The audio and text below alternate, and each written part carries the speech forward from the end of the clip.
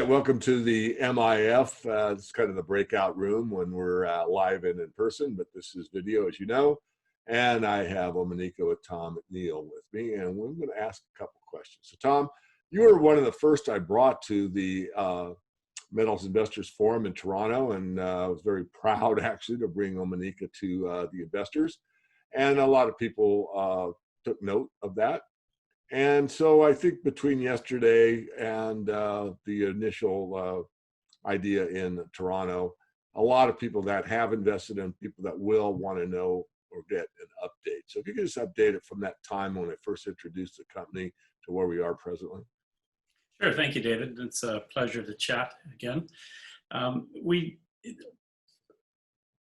It's kind of hard to explain where we're at. We're in a waiting game right now, which is pretty typical of what's been going on given all of the stuff in the background economically.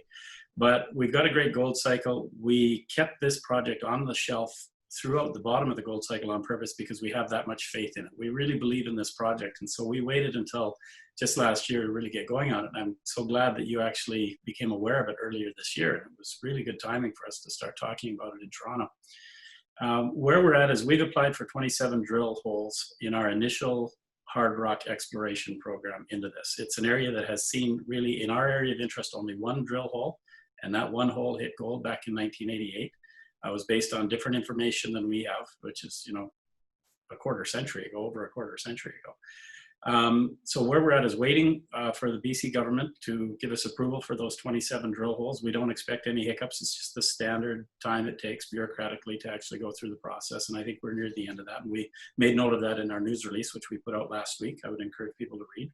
So that's an important key aspect of this thing is we're going to be drilling soon.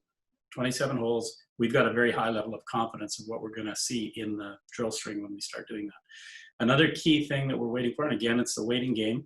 We have had one of the wettest spring and summer seasons in the interior of British Columbia since I've seen. The last time I saw it, I was a kid back in the early 70s when it was this wet. So it's been flood-like conditions for most of the British Columbia interior. That's easing up now. The creeks are coming down. We did not want to, and this applies to the paleoplacer project.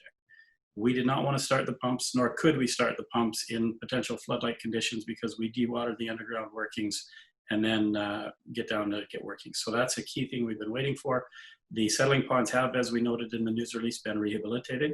All of the work's been done in anticipation of starting the pumps up. That'll be, hopefully very shortly, we'll be making that news release that we've started that. And that on the paleoplacer side starts a timeline. We're gonna have probably about a month of dewatering, then a month of underground workings to get set up, get things developed, get the freeze plant freezing, actually get some holes drilled and get the freeze plant freezing, the bedrock, and then a month of activities in the workings to get it going. So 1, 2, 3 months after we start the pumps, we should be seeing gold in hand, as our associate Dean Nawada likes to say, gold in hand, 3 months after the pumps start. So that's going to be an exciting time for us. So long story short, I always give long answers to short questions. We've been waiting for the BC government to do their thing, and we have all the confidence in the world that they're doing it effectively, and we should have drill permits soon. And we've been waiting for the weather to become contained in the Creek Valley to start our paleo project. So. Well, thank you, Tom. And I'm sure that those that are investors in the company, such as myself, and those that are following the company will be looking for press releases to come out as this progresses. I'm looking for the one with gold in hand, the one that Dean wants to see. Yeah. And I want to see how much gold you get produced. And of course, it'll vary, and we all know that. But there's nothing, and especially now with gold over 2,000 US, my favorite expression, there's no fever like gold fever. So that's gold right. in hand's going to be interesting, especially to see what the price will be, 3-4 months down the road. So I think we've done a good job. that was my main base question in a breakout session, but there's always something may float in, and I don't have anything else. I mean, we've thoroughly covered this company.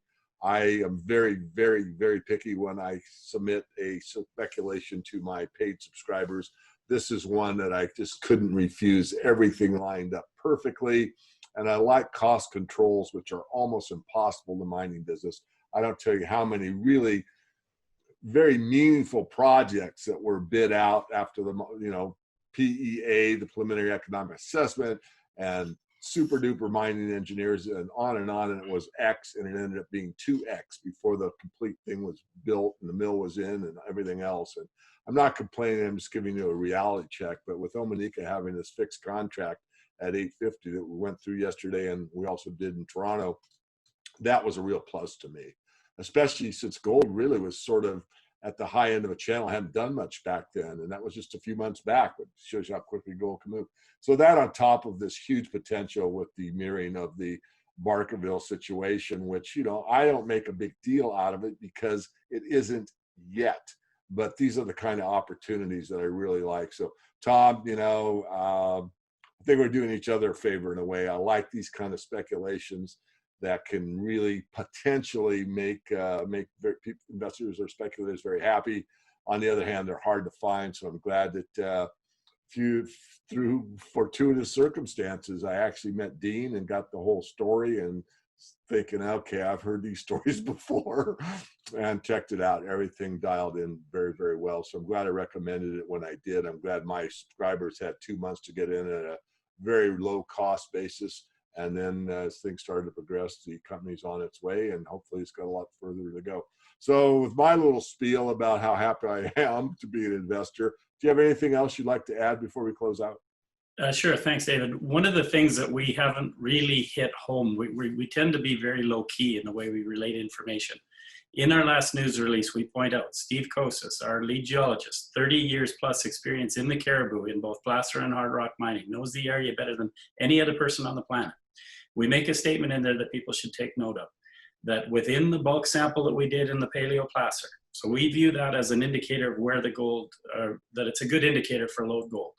And in that bulk sample that we completed in that first crosscut, we found gold that we believe was proximal. You can tell by looking at the gold grain morphology, how far gold has traveled in the fluvial channel, in the riverbeds.